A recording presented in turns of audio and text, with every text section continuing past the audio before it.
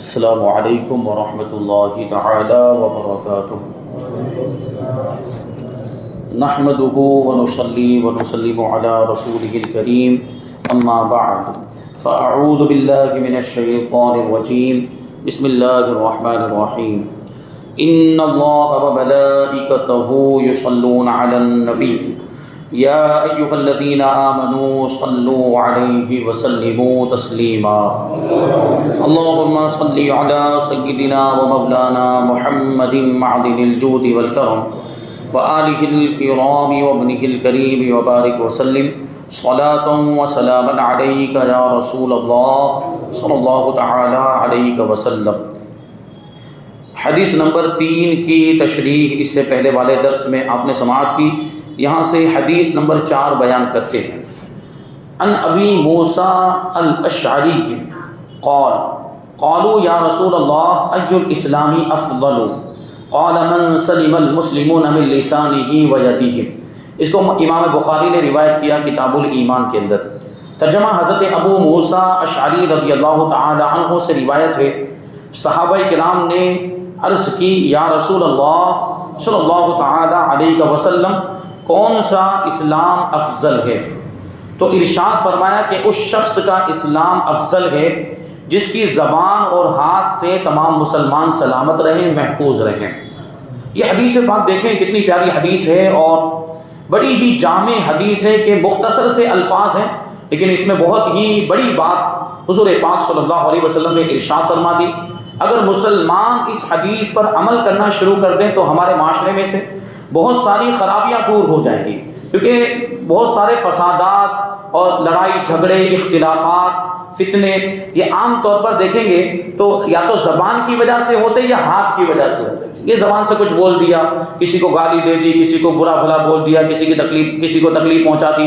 غیبت بھی زبان سے کی جاتی ہے، چغلی بھی زبان سے کی جاتی ہے۔ تو بہت سارے گناہ ایسے ہیں جن کا تعلق زبان سے ہے، اور بہت سارے ایسے گناہ ہیں جن کا تعلق ہاتھ سے، کسی کو مار دیا، ہاتھ سے کسی کو تکلیف پہنچا دی۔ تو اکثر برائیاں جو ہوتی وہ انہی دو چیزوں سے ہوتی ہیں، یا تو زبان سے یا پھر ہاتھ سے ہوتی ہے۔ تو اللہ کے رسول صلی اللہ علیہ وسلم ارشاد فرماتے ہیں کہ اس شخص کا اسلام سب سے افضل ہے جس کی زبان اور ہاتھ سے دوسرے مسلمان محفوظ رہے۔ اب اس حدیث پاک کو روایت کرنے والے صحابی حضرت ابو موسیٰ اشعری رضی اللہ تعالیٰ عنہ ہیں۔ اس کتاب میں چونکہ ان کا پہلی مرتبہ نام آ رہا ہے اس لیے ان کا تعارف شامل کرتے ہیں۔ اس حدیث کے راوی حضرت ابو موسیٰ اشعری رضی اللہ تعالی عنہ بہت ہی نامور اور مشہور صحابی ہیں۔ یمن کے قبیلہ اشعر سے آپ کا تعلق ہے، اس لیے اشعری کہلاتے ہیں۔ آپ نے مکہ مکرمہ میں اسلام قبول کیا اور پہلے مکہ سے ہجرت کر کے حبشہ تشریف لے گئے، کیونکہ 2 ہجرتیں ہوئی ہیں، چھوٹی ہجرت اور بڑی ہجرت۔ بڑی ہجرت یعنی جو مدینہ منورہ کی طرف ہوئی، اس میں سرکار دو جہاں صلی اللہ علیہ وسلم خود بھی شامل تھے اور اکثر مسلمان حضور پاک صلی اللہ علیہ وسلم کے ساتھ اس ہجرت میں شامل تھے۔ لیکن اس سے پہلے ایک ہجرت ہوئی ہے جو حبشہ کی طرف ہوئی۔ حبشہ یہ افریقہ میں ایک ملک ہے جس کو ابھی ایتھیوپیا کہا جاتا ہے، جہاں کے حضرت بلال حبشی رضی اللہ تعالی عنہ تھے۔ تو حبشہ کی طرف یہ پہلی ہجرت ہوئی تو حضرت ابو موسیٰ اشعری رضی اللہ تعالی عنہ نے حبشہ کی طرف ہجرت فرمائی اور وہاں چلے گئے۔ پھر حبشہ سے ہجرت کر کے مدینہ آئے۔ حضور صلی اللہ علیہ وسلم نے ان کو زبید و عدن ساحل یمن کا حاکم مقرر فرمایا تھا، یعنی یمن کے دریا کے کنارے پر یہ شہر آباد ہیں زبید اور عدن، وہاں کا حاکم اور گورنر حضور پاک صلی اللہ علیہ وسلم نے آپ کو بنایا تھا۔ حضرت امیر المؤمنین عمر فاروق رضی اللہ تعالی عنہ نے اپنے دور خلافت میں ان کو کوفہ اور بصرہ کا گورنر بنایا۔ آپ سے کل 360 حدیثیں مروی ہیں۔ صحابہ اور تابعین کی بہت بڑی تعداد آپ کے شاگردوں کی فہرست میں شامل ہے۔ شاگرد مطلب آپ نے جن لوگوں کو حدیثیں سنائی، جن لوگوں کے سامنے آپ نے حدیثیں بیان کی، جن کو حدیثیں سکھائی، تو وہ سب آپ کے شاگرد ہوئے۔ بخاری شریف میں خاص کر آپ کے صاحبزادگان ابو بردہ، ابو بکر، ابراہیم اور موسیٰ نے آپ سے حدیثیں روایت کی ہیں۔ بخاری شریف میں آپ کی روایتوں کی تعداد 54 بیان کی گئی ہے فیوز الباری کے مطابق، مگر علامہ قسطلانی کا بیان ہے کہ بخاری شریف میں 57 حدیثیں آپ سے مروی ہیں۔ علامہ قسطلانی فرماتے ہیں کہ آپ نے 41 ہجری میں یا 24 ہجری میں یا 45 ہجری میں بمقام کوفہ وفات پائی، کوفہ میں آپ کی وفات ہوئی، یعنی آپ کی وفات کے سال کے بارے میں اختلاف ہے، مگر اکمال فی اسماء رجال میں تحریر ہے کہ 52 ہجری میں مکہ مکرمہ کے اندر آپ کی رحلت ہوئی، آپ نے وفات پائی۔ اب اس حدیث پاک کی شرح بیان کرتے ہیں، کہتے ہیں کہ اس حدیث کو مسلم اور نسائی نے کتاب الایمان میں اور ترمذی نے کتاب الزہد میں ذکر کیا ہے، اور مسلم شریف میں اسی مضمون کی جو دوسری روایت درج ہے اس میں ای الاسلامی افضلو کی جگہ پہ ای المسلمین افضلو کا لفظ آیا ہے، یعنی اس حدیث پاک میں ای الاسلام یعنی کون سا اسلام افضل ہے، اور ترمذی کی جو روایت ہے، مسلم شریف کی جو دوسری روایت ہے اس میں ای المسلمین آیا ہے، یعنی کون سا مسلمان افضل ہے، کون سا مسلمان زیادہ فضیلت والا ہے۔ بہرحال اس حدیث کا مطلب یہ ہے کہ مسلمانوں میں افضل وہ مسلمان ہے جس کی زبان اور ہاتھ سے تمام مسلمان سلامت رہیں، نہ وہ کسی مسلمان کو اپنی زبان سے کوئی ایذا پہنچائے، نہ اپنے ہاتھ سے کسی مسلمان کو کوئی تکلیف دے۔ ایذا اور تکلیف تو زبان اور ہاتھ کے علاوہ دوسرے اعضاء سے بھی پہنچائی جا سکتی ہے، ہاتھ اور زبان کے علاوہ دوسرے جسم کے جو اعضاء ہیں، باڈی پارٹس ہیں، ان کے ذریعے بھی دوسروں کو تکلیف پہنچائی جا سکتی ہے۔ کسی بھی عضو سے کسی بھی مسلمان کو کوئی تکلیف پہنچانا حرام ہے، مگر اس حدیث میں خصوصیت کے ساتھ زبان اور ہاتھ کا ذکر اس لیے آیا ہے کہ انسان کے زیادہ تر اعمال اور افعال زبان اور ہاتھ ہی سے انجام پاتے ہیں، زیادہ تر جو بھی کام انجام پاتے ہیں وہ انہی دو چیزوں سے انجام پاتے ہیں، اور حدیث میں ان دونوں اعضاء میں سے زبان کا ذکر پہلے اور ہاتھ کا ذکر بعد میں اس لیے کیا گیا کہ ایذا پہنچانے کے معاملے میں زبان کا نمبر ہاتھ سے بھی آگے، یعنی ہاتھ سے تو کچھ مخصوص تکلیفیں پہنچائی جا سکتی ہیں، لیکن زبان کا معاملہ بڑا ہی وسیع ہے، اور زبان سے تو آدمی کیا سے کیا نہیں کر سکتا ہے، اور زبان سے جو پہنچانے جانے والی جو تکلیف ہوتی ہے کبھی اس کا اثر بہت دور تک جاتا ہے، کیونکہ اولا تو زبان سے تکلیف پہنچانا تو بہت ہی کثیر الوقوع اور آسان ہے، یعنی زبان سے تکلیف پہنچانا بہت زیادہ پایا جاتا ہے، اور یہ بہت آسان بات بھی ہے، اس میں آدمی کو کوئی محنت بھی نہیں کرنی پڑتی، زبان سے جو منہ میں آیا وہ بول دیتا ہے۔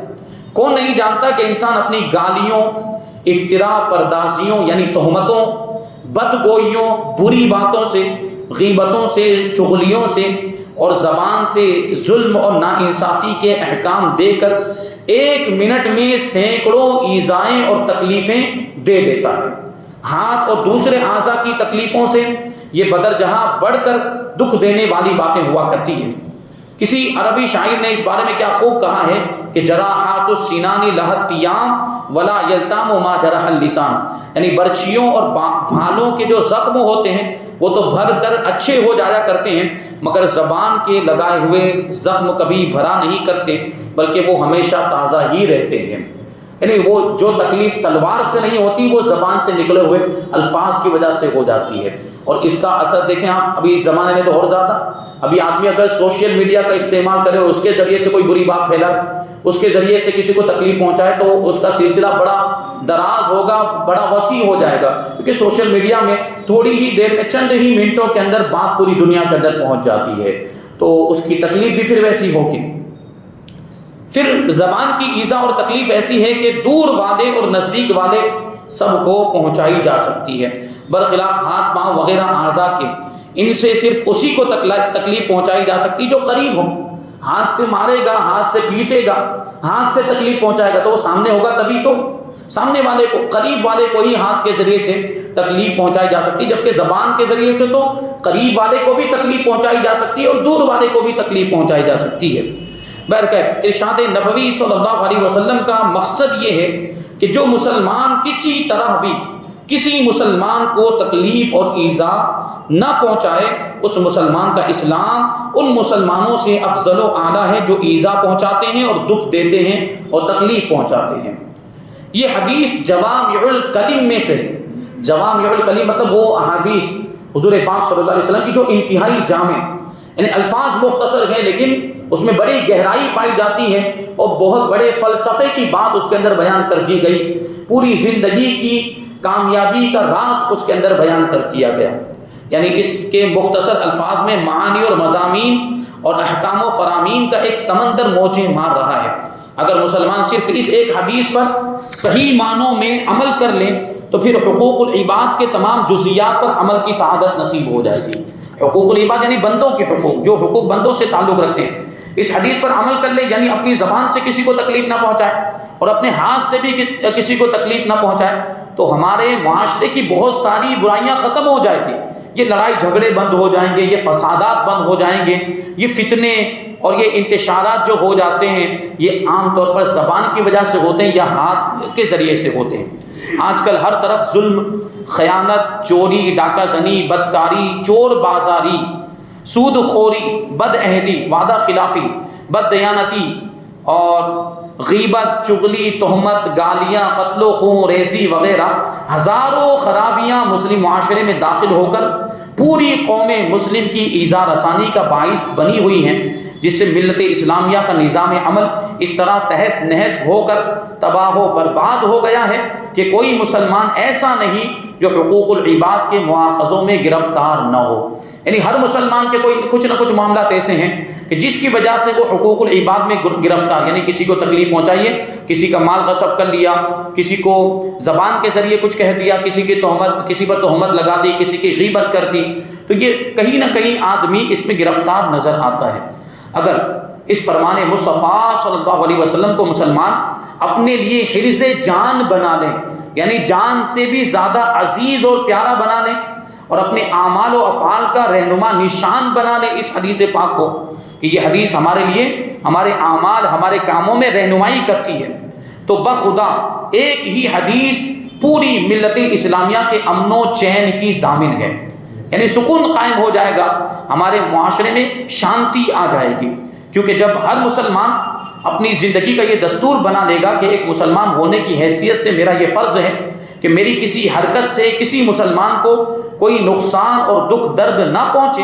تو ظاہر ہے کہ مسلم معاشرہ امن و امان اور راحت و عافیت کا گہوارہ بن جائے گا۔ نہ تھانے اور پولیس کی ضرورت رہے گی، نہ کچہریوں میں داد رسی اور فریاد رسی کی کوئی حاجت باقی رہے گی، عدالتوں میں، کورٹ وغیرہ میں جانے کی بھی ضرورت پیش نہیں آئے گی۔ مگر کس قدر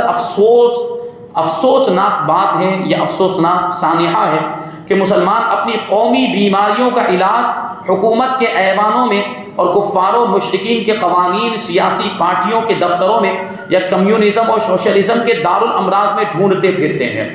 یعنی مطلب کیا کہ ہمارے آپس کے جو معاملات ہوتے ہیں ہم لے کر چلے جاتے ہیں کورٹ میں، اور کفار سے انصاف مانگ رہے ہوتے ہیں، غیر مسلموں سے انصاف مانگ رہے ہوتے ہیں، جن کو اسلامی اصول و قوانین کا الف با بھی نہیں پتہ ہوتا، ان کے پاس جا کر ہم انصاف مانگ رہے ہوتے ہیں، تو ظاہر سی بات ہے وہاں جائیں گے تو انصاف تو نہیں ملے گا، الٹا ہم کو ہی نقصان اٹھانا پڑے گا۔ ایک تو یہ کہ اسلام کا دامن ہاتھ سے چھوٹتا ہے، اسلام نے ہمیں جو بہترین قوانین اور اصول ہمیں عطا فرمائے وہ اصول چھوڑ کر ہم جائیں گے تو پھر کامیابی کیسے مل سکتی ہے؟ اور مدینے والے دارالشفا کے ان تیر بہدف نسخوں اور تریاقوں کو لوگ ایسے بھولے بیٹھے ہیں کہ کبھی بھول کر بھی ان کو یاد نہیں کرتے۔ حضور پاک صلی اللہ علیہ وسلم نے جو اصول ہمیں عطا فرمائے، پیاری پیاری حدیثیں موجود ہیں ہمارے سامنے، حضور پاک صلی اللہ علیہ وسلم کے ارشادات ہماری رہنمائی کرتے ہیں، تو ان کی روشنی میں ہمیں اپنے معاملات کو حل کرنا چاہیے، تو انشاءاللہ تبارک و تعالی کامیابی ہی کامیابی ہوگی۔ حالانکہ خدا کی قسم رحمت عالم صلی اللہ علیہ وسلم ہی کی وہ ذات گرامی ہے کہ جن کے بارے میں پورے عزم و یقین اور وثوق و اعتماد کے ساتھ یہ ببانگ دہل کہا جا سکتا ہے، جو شاعر نے کہا، وہ حاذق جس کا تنہا نسخہ تنزیل فرقانی، دوائے جملہ علت ہے جسمانی و روحانی۔ یعنی حضور پاک صلی اللہ علیہ وسلم کے ارشادات، اب اس میں قرآن پاک بھی آ گیا، کیونکہ قرآن پاک بھی تو حضور پاک صلی اللہ علیہ وسلم کی زبان مبارک کے ذریعے ہم تک پہنچا، اور حضور پاک صلی اللہ علیہ وسلم کی حدیثیں بھی یہ طبیب حاذق کی وہ دواؤں کی طرح ہے، یعنی ماہر جو طبیب، ماہر ڈاکٹر کی دواؤں کی طرح، اور دنیا کے جو ڈاکٹر ہوتے ہیں وہ جسمانی بیماریوں کا علاج دیتے ہیں، لیکن ہمارے نبی پاک صلی اللہ علیہ وسلم کے ارشادات ہمارے لیے اس دوا کی حیثیت رکھتے ہیں جس میں جسمانی بیماریوں کا بھی علاج ہے اور روحانی بیماریوں کا بھی علاج موجود ہے۔ یہ حضور پاک صلی اللہ علیہ وسلم کے ارشادات، اگر بندہ اس پر عمل کرے تو کامیاب ہو جائے۔ یہاں پر چوتھی حدیث کی تشریح مکمل ہوئی، اس کے بعد پانچویں حدیث ہے مومن کامل کے بارے میں۔ اس حدیث کو شامل کرتے ہیں، اس کے ترجمے کو، اور اس کے راوی حضرت انس ابن مالک رضی اللہ تعالیٰ عنہ ہیں، ان کے حالات بھی شامل کرتے ہیں۔ حدیث کے الفاظ: ان انس عن النبی صلی اللہ علیہ وسلم قال لا يؤمن احدكم حتى يحب لاخيه ما يحب لنفسه۔ اس کو امام بخاری نے کتاب الایمان میں روایت کیا ہے۔ ترجمہ ہے، حضرت انس رضی اللہ تعالی عنہ سے روایت ہے کہ حضور نبی کریم صلی اللہ علیہ وسلم نے ارشاد فرمایا کہ تم میں سے کوئی اس وقت تک مومن کامل نہیں ہو سکتا جب تک کہ اپنے بھائی یعنی ایمان والے بھائی کے لیے وہی چیز پسند نہ کرے جو اپنی ذات کے لیے پسند کرتا ہے۔ اب یہ بھی دیکھیں اسی طرح کی حدیث ہے، اس حدیث کے اندر بھی زندگی کا فلسفہ بیان کر دیا گیا کہ آدمی اپنے بھائی کے لیے وہ پسند کرے جو اپنے لیے پسند کرتا ہے، تو اس سے بھی بہت ساری خرابیاں دور ہو جائے گی۔ اگر اپنے کسی بھائی کو زبان سے تکلیف پہنچانے کا ارادہ کرے تو سوچے کہ اگر یہی الفاظ کوئی مجھے بولے گا تو مجھے کیسی تکلیف ہوگی، تو اس سے رک جائے، اس سے باز آ جائے، اور اپنے بھائی کے لیے ہر وہ چیز پسند کرے جو اپنے لیے پسند کرتا ہے، اور اپنے بھائی کے لیے ہر وہ چیز ناپسند کرے جو اپنے لیے ناپسند کرتا ہے۔ اس حدیث کے راوی حضرت انس ابن مالک ہیں، ان کے بارے میں فرماتے ہیں کہ یہ بہت ہی جلیل القدر اور صاحب فضیلت صحابی ہیں، بڑا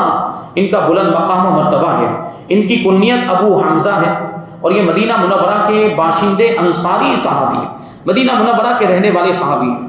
اور 10 برس کی عمر ہی سے بارگاہ نبوت صلی اللہ علیہ وسلم میں خادم خاص کی حیثیت سے رہے، یعنی چھوٹے بچے تھے، 10 سال کے بچے تھے کہ آپ غالباً آپ کی والدہ حضرت بی بی ام سلیم رضی اللہ تعالیٰ عنہ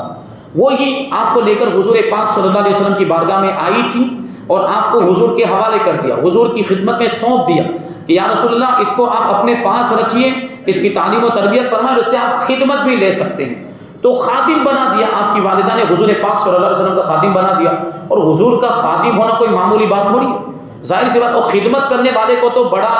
قریب سے دیکھنے کا موقع ملتا ہے۔ تو حضرت انس ابن مالک رضی اللہ تعالیٰ عنہ بچپن سے حضور پاک صلی اللہ علیہ وسلم کی بارگاہ میں رہے، تو حضور پاک صلی اللہ علیہ وسلم کے ارشادات بھی سنے، اور حضور کی روزمرہ کی زندگی کو ملاحظہ بھی کیا، روزمرہ کے معمولات صبح سے لے کر شام تک حضور پاک صلی اللہ علیہ وسلم کیا کیا کرتے تھے، وہ ساری باتوں کو ملاحظہ کیا۔ اسی وجہ سے آپ سے بھی ہزاروں کی تعداد میں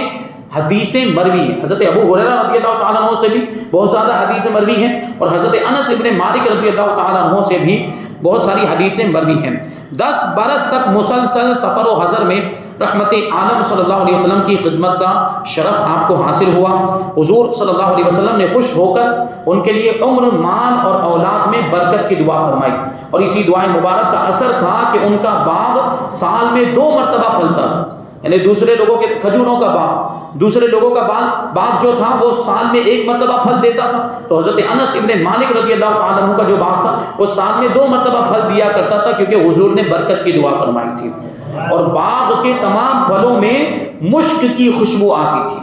اور چند بیویوں اور باندیوں کے شکم سے ان کے 100 بیٹے ہوئے، 100 اولاد ہوئی، یعنی حضور نے اولاد میں بھی برکت کی دعا فرمائی تھی۔ تو بیویاں چند جو جس اسلام نے جتنی بیویاں رکھنے کی اجازت دی، اور اس زمانے میں باندیاں رکھنے کی بھی اجازت تھی، تو باندیوں سے بھی آپ کی اولاد، تو کل بیٹے جو تھے آپ کے 100 بیٹے، اور آپ نے 100 برس کی عمر پائی۔ 93 ہجری میں بصرہ کے اندر آپ نے وفات پائی۔ مشہور با کرامت محدث حضرت محمد بن سیرین رحمۃ اللہ تعالی علیہ نے آپ کو غسل دیا، اور بصرہ میں حجاج بن یوسف گورنر کے محل کے قریب آپ کو دفن کیا گیا۔ آپ سے بکثرت حدیثیں مروی ہیں، صرف صحاح ستہ میں، یعنی جو حدیث کی 6 مشہور کتابیں پہلے درس میں جن کا ذکر آیا تھا، جن کو صحاح ستہ کہا جاتا ہے، صرف صحاح ستہ میں یعنی صرف 6 کتابوں میں 2286 حدیثیں آپ کی روایت کی ہوئی مذکور ہیں،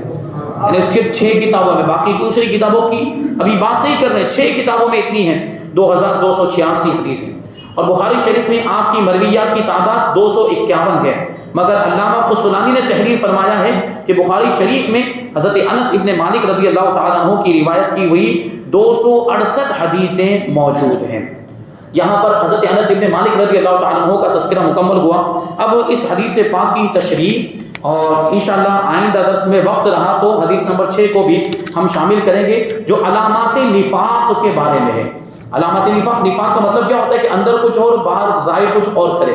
اور نفاق عقیدے کا اگر نفاق ہے تو اس کا مطلب یہ ہوتا ہے کہ آدمی اندر سے کافر ہو اور اپنے آپ کو مومن ظاہر کرے. تو انشاءاللہ تبارک و تعالیٰ اس حدیث پاک کو بھی ہم آئندہ درس میں شامل کریں گے. اللہ تبارک و تعالیٰ کی بارگاہ میں دعا ہے کہ جو کچھ بھی بیان ہوا اس پر ہم سب کو عمل کرنے کی توفیق عطا فرمائے. حضور پاک صلی اللہ علیہ وسلم کے ارشادات، آپ کی پیاری پیاری سنتوں پر اور آپ کی شریعت پر ہم سب کو عمل کرنے کی توفیق عطا فرمائے. وما علینا الا البلاغ.